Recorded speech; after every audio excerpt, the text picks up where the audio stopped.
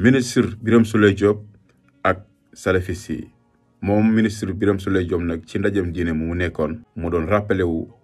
ci jamono yi nga xamante ni réew mi ngi tolloon ci ay yëngu ñu bëri ñi ngi leen doon jiiñ ay salafiste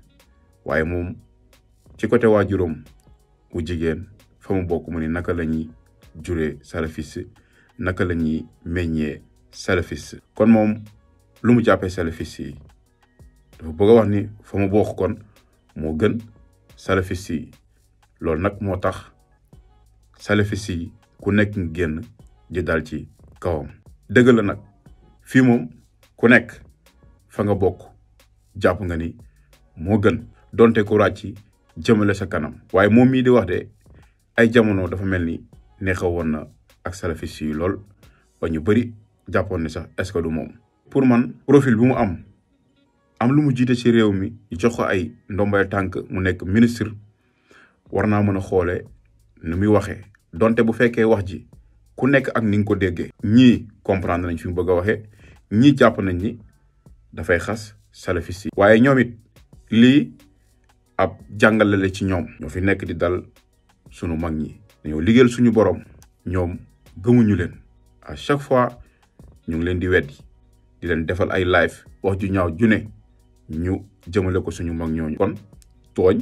baaxul. ndax am na ci koo xamante ni kiñ ci gën a ràññale moom génn na tontu ko dèjà wax na ni Birame Souleye Diop mii da yàqal Pastef ba xas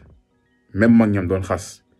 kon dèjà kooku moom yàgg na ko kon moo tax tey jii lii am mu metti ko na ci xool xam ni tooñ baaxul. donte nag salafiste yi am na si ñoo xamante ni duñu tooñ waaye ñun tamit suñu mag ñi nga xamante ni dañoo liggéeyal suñu borom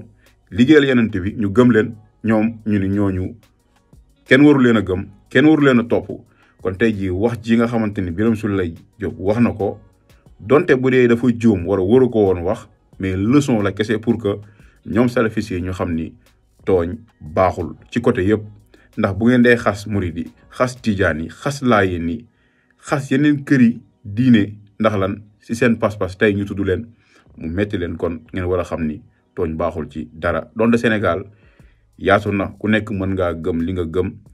sëkkante jàmm waaye chaque jour yéen a ngi si live yi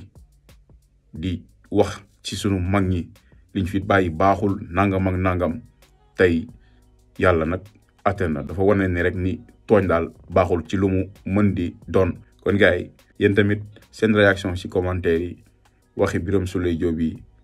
naka ngeen ko jàngatee. ndax li mu wax war na ko wax wala waru koo wax. abonné aimer et partager.